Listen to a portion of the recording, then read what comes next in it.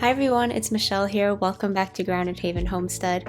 I've got another video of pantry challenge meals for you. I'm excited to share some new recipes, and of course we are cooking everything without going to the store. We've been doing this challenge since January and we've only been to the store one time, so I'm really happy about that. And I've been really amazed at how many different things we've been able to eat for these last few months, even with just our pantry ingredients. There are so many ways to switch up basic ingredients, and I love cooking from different kinds of cuisines, and I'm going to be doing more of that in this video. So anyway, let's get right into the first recipe, which is going to be a Thai green curry. I'm starting off with a couple of tablespoons of coconut oil in my pot. I don't like to cook with coconut oil all the time because it does have a flavor, but curry is one of those times that I do like to saute in coconut oil because the flavor goes perfectly with it. In my pot, I'm adding some sliced onions and some carrots. And then the real star of the show is going to be this homemade green curry paste. And I made this using homegrown lemongrass, homegrown chili peppers, and there's also garlic, ginger, shallots, fish sauce, lime juice, and cilantro in there. So lots of strong, fragrant flavors. I made a huge batch of both green and red curry paste when I harvested our lemongrass in the late summer, and I just split it off into these little containers and stuck it in our freezer so that anytime I take one of these containers out, it just makes a really quick, delicious pot of curry.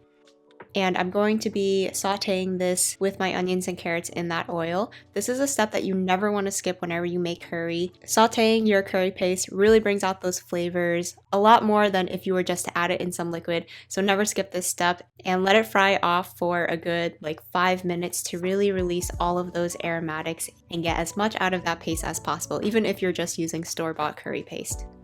For my protein, I'm going to be using some frozen fish cakes for this. These are really thin Korean fish cakes. I also like to use tofu usually in my curry because tofu really soaks up all of those flavors really nicely like a sponge. I don't have that right now, so I'm using these fish cakes from my freezer, which will be delicious in this.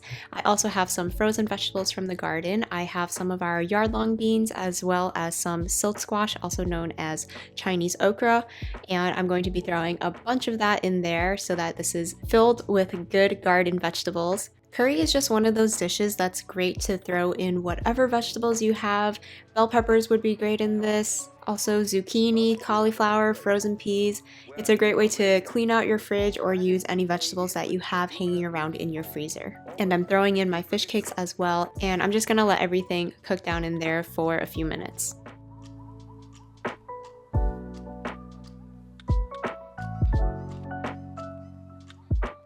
When everything is defrosted and has been frying off for a little bit, I'm adding just a little bit of vegetable broth here. I don't like to add too much liquid to my curry because I do like it a little bit thicker, and we're also going to be adding some coconut milk later on, which is going to be another 2 cups of liquid. So I like to add a little less liquid right now, and you can always add more broth or water later on to get the right consistency. After that's brought back up to a boil, I'm going to add in my can of coconut milk now, which is essential to curry. It makes it really nice and thick and creamy, and that coconut milk complements those curry flavors so well, especially if you have a curry paste that is a little bit on the spicy side, like mine is. I went a little crazy on the chili peppers just because we had so many, but the coconut milk really helps to kind of cut that spice a little bit and make it a little bit more pleasant. I'm serving this with some white basmati rice, which is really going to help to soak up all of that curry. And again, it also helps if your curry is really flavorful or spicy. It helps to have something that's a little bit more neutral to pair with those strong flavors.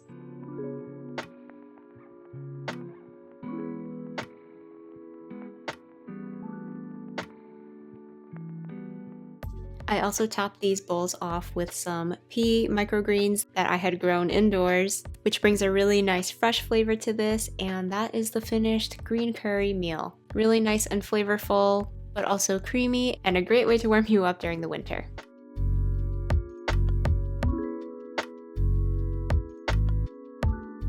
Next, I'm going to be making a red lentil dal, which is an Indian dish that I believe is very common in Indian home cooking. I'm starting off with 2 cups of red lentils that I have soaked overnight in some water. And I'm going to be adding some aromatics to boil with this dal. First, I have a chunk of ginger. I'm going to slice this up and also lightly smash some of the pieces to help release some of those flavors. I also have some green cardamom pods. I'm going to be using 5 or 6 of these. And I'm going to lightly smash these, but being careful not to break them all the way. Cardamom pods have these little specks inside. I don't find them very pleasant to bite into, so I try to keep the pods intact, but breaking them open does help them to be able to infuse some of their flavor. So in a pot, I have my red lentils, and I've just put them in with some of their soaking liquid so that there's a little bit of water to cook them in. And then I'm going to add some salt, turmeric, and also some garam masala. Garam masala is an Indian spice blend. A lot of times it has things like cumin, coriander, ground cardamom, pepper, cinnamon, and nutmeg. And I'm going to use a teaspoon or 2 of that.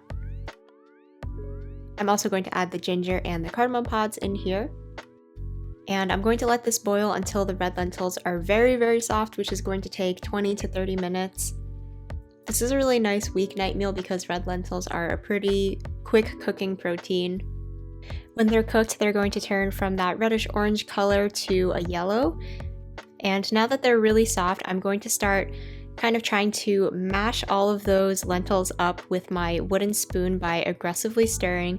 You can also use a whisk to do this to break up those lentils even more, but I don't mind if it's a little bit chunky. And you can also thin this out with more water if you want it to be a little bit thinner, but I like it a little bit on the thicker side. So this is the base of our dal. But to make it really delicious, I'm going to be making a topping that you can top this dal with or stir it into it to add a lot of flavor.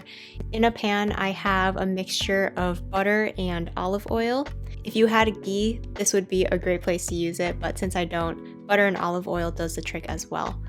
And I have a good amount of that in my pan, and I'm going to be adding some spices to make this a really aromatic infused oil.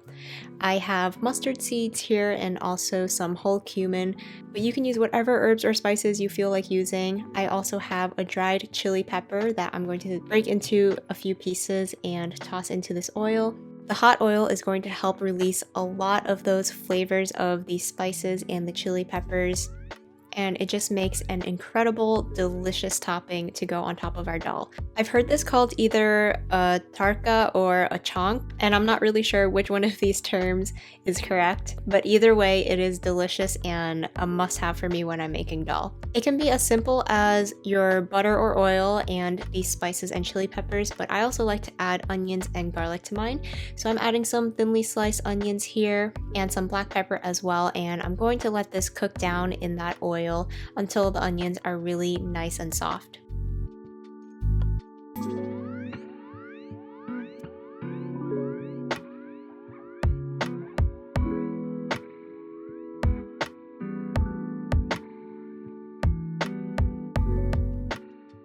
Since I have leftover basmati rice from the Thai curry that I made the other day, I'm serving the dal with some of that. But if I didn't have this, sometimes I would make up some naan, which is really nice to scoop up that dal with. After I have a couple of spoonfuls of dal on top of there, we have to add that delicious chonk on top, and this completely transforms the dal from something very simple and plain to something that is alive and so flavorful. I know it doesn't look like a lot, but blooming those spices in that oil makes such a big difference. And I'm always amazed at how much flavor can come out of those simple few ingredients in that last step. I feel like every time I make this, I kind of think to myself, is this kind of boring for dinner? But once I add that chonk on top, this dal turns into something that you cannot get enough of. And by the way, I usually make this with red lentils, but you can use a number of different legumes here. You can use yellow split peas, split chickpeas, whatever you have in your pantry, and it's really nice that it's so adaptable, so you can use a lot of these pantry legumes that are packed with fiber and protein. Next for the week, we had pesto grilled cheeses with caramelized onions, and I also served these with some fried green tomatoes. To start off with, I am blending some softened butter with some mayo. I know that usually people make grilled cheeses with butter, but a while ago I heard this tip of mixing butter with mayo because it's supposed to help your grilled cheeses brown and crisp up a little bit better. And I don't remember where I've heard it, but I always do it this way.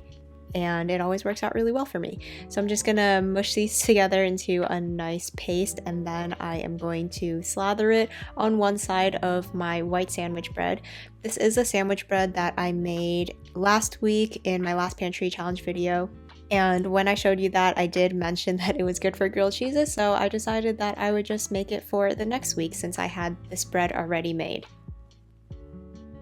Grilled cheeses are pretty simple. I'm sure everybody knows how to make them, but I always like to do something a little bit extra for my grilled cheeses to make it a little bit more of like an adult meal. So one thing I love to include is pesto.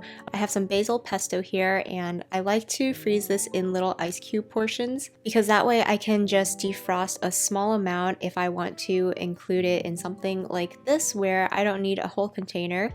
But just like a tablespoon of pesto on each of these grilled cheeses really adds a nice herby flavor and just makes it a little bit more special. By the way, my pan looks a little dirty here because I had just made caramelized onions before this, and we're also going to be including those in these grilled cheeses.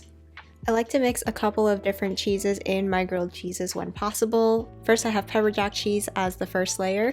Then I'm going to put on some of my caramelized onions.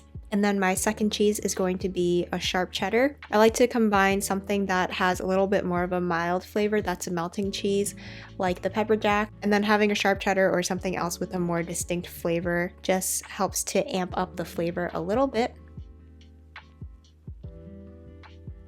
And then we're going to put on the other slice of bread with the butter mayo mixture on the outside. And then the most important step is to cover this for a few minutes. Covering it allows for steam to build up a little bit so that the cheese can actually melt. I used to not cover my grilled cheeses and then the cheese would never melt inside. So this is definitely an important step. And at the very end, we'll uncover it so that it's able to get nice and crispy. Just take a look at that beautiful golden brown color. It is the perfect color for a grilled cheese.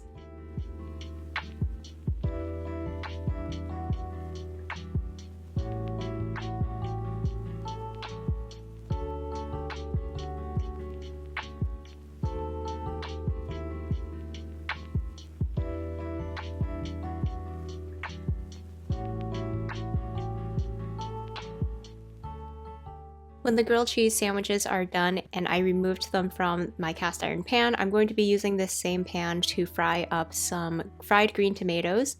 These are frozen fried green tomatoes from the green tomatoes I picked at the end of the season right before our first frost. What I did when I froze them is I just covered them in an egg wash and then cornmeal as the breading.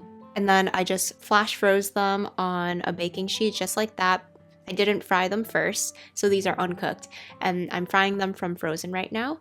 Here's a close-up of what they look like with that cornmeal breading, and this was my first time trying it. It did turn out pretty well. They're a little bit softer than if these green tomatoes were fresh and maybe just a little bit more like watery from being frozen, but generally they do fry up pretty well. I would do this again.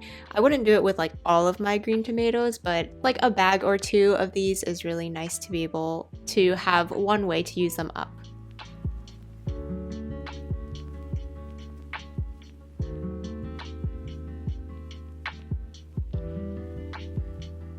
We really like doing meals like this, maybe like once a week, that are a little bit more on the indulgent side, because honestly, when you're cooking from home so much, sometimes you just crave something that's a little bit greasier, and I think that the best way to prevent yourself from having these cravings and trying to go out and get fast food is to just once in a while cook something that you want to eat just because it tastes good and not because it's necessarily good for you.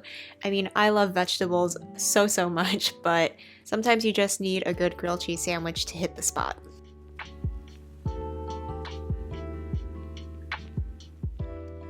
For the last meal, we're going to be having what we like to call a snacky dinner, which is when we have just lots of little things all put together.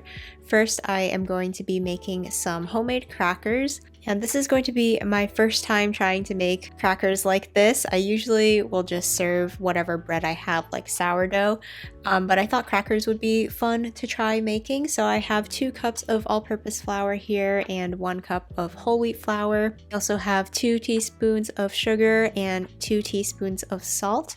The salt I'm using is my herbed salt because I thought that this would add a nice flavor to the crackers. In this salt I have rosemary, sage, and thyme, so it's kind of like an Italian herbs blend. I really like this salt blend that I made, and I'm definitely going to make a lot more of it this year when I have herbs to harvest in my garden again. And I also think that this herb salt makes a really good present if you have someone who really likes to cook. So anyway, next I'm going to add 4 tablespoons of olive oil and mix that into my dry ingredients. And then I'm going to add water. The recipe said 1 cup of water, and I just kept adding a little bit at a time until the dough pretty much just comes together and until there is no dry flour.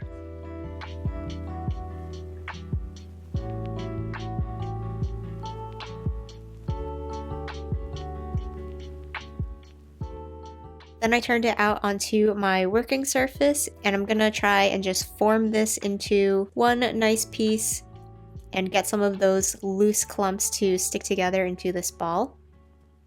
And then I'm just gonna start rolling it out, adding flour as needed, trying to get it to 1/8 of an inch thick, if not a little bit thinner. And I did this first piece using half of that dough because that's what the recipe said, but later on I did figure out that cutting this into an even smaller piece, like if I had started off with 1/4, would have been a little bit easier to roll it out more evenly. After this is all rolled out, I pricked the entire surface with a fork. This is going to prevent the crackers from puffing up because we want nice flat crackers. And then I'm going to be using my pizza cutter to roll out small little pieces for my crackers.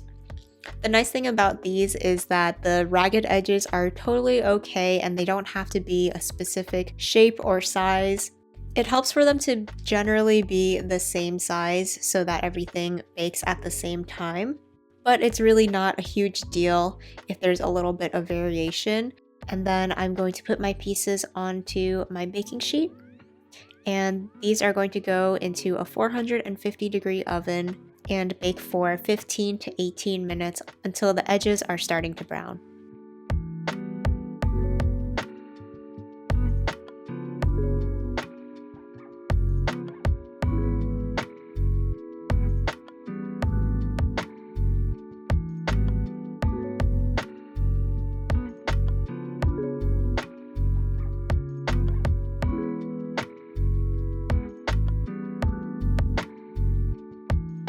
I had to do this in several batches, so when the first batch was in the oven, I'm going to work on rolling out the rest of these crackers.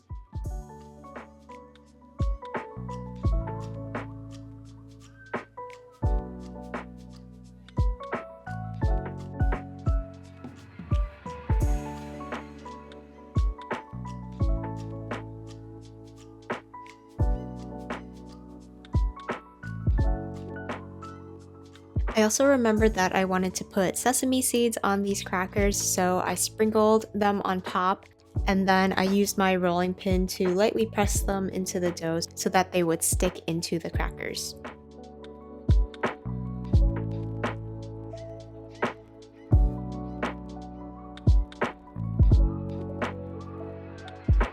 Because the moment you have a situation where you are really in control of things, that is to say, in which the future is almost completely predictable.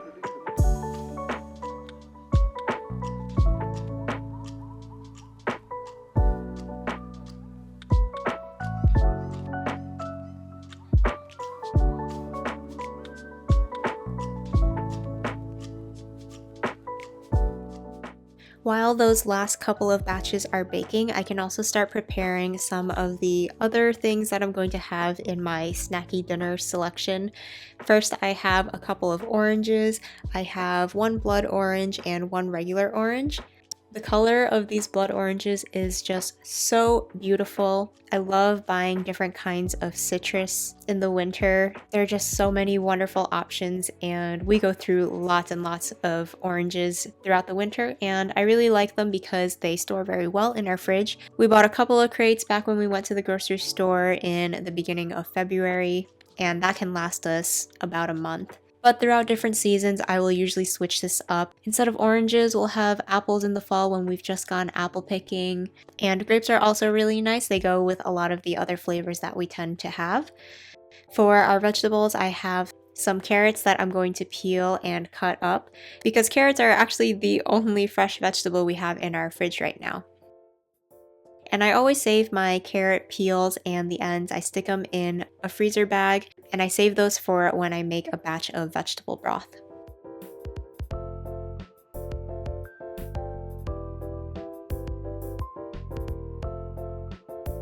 Besides that, these meals really change based on what we have in our fridge. I'll usually just go digging around and seeing what we have. Usually I will include some kind of cheese and some kind of pickle. I found these last 2 pickled eggs in a jar that needed to be used up, so I cut those up as our pickle element. And I will also usually throw whatever jam we have in our fridge. The goal here is to really get a nice mix of textures, colors, and a mixture of sweet, salty, and vinegary. As long as you have all of these different kinds of elements, you'll have plenty of selection, and it makes it a really fun, interesting meal that seems very cohesive instead of just seeming like a bunch of random things thrown onto a plate. And then one thing we usually have as like the main protein is some kind of canned fish. I have this tin of boneless, skinless sardine fillets, and we absolutely love these. They are a pantry staple for us because they're so quick and easy. And I also really like them because they're a very sustainable way to eat seafood as well. These sardines are very small, and the smaller the fish, the more sustainable they are generally because they are on the bottom of the food chain. So I'm always trying to pick a more sustainable option for whatever meat or seafood we're having, and this is a great way to incorporate seafood into our diet. In order to make this a little bit more fresh tasting, I usually like to take it out of the tin. It's packed in olive oil, but that olive oil can sometimes be really fishy and tinny. So I'll take it out of that oil and I will put fresh olive oil on top and also add a squeeze of lemon and some freshly ground black pepper. And this really brightens it up and makes it taste a lot more like a fresh fish rather than a tinned fish.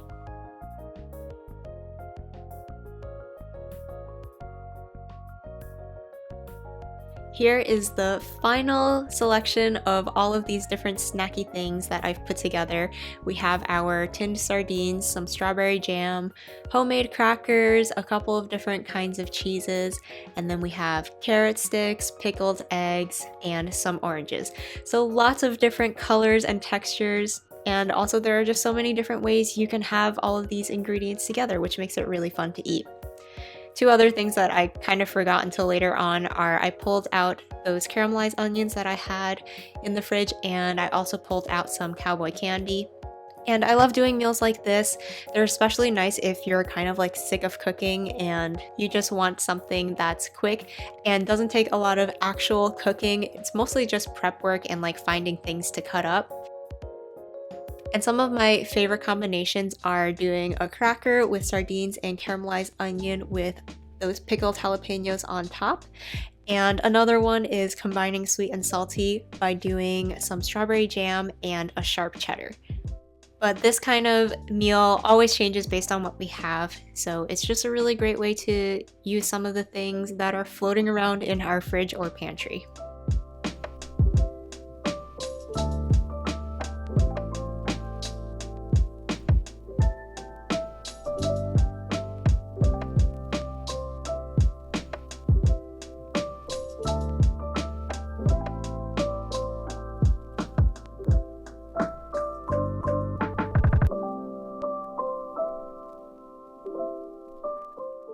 That's it for this video of some more pantry challenge meals. I hope you guys enjoyed it, and I'll see you again in the next video.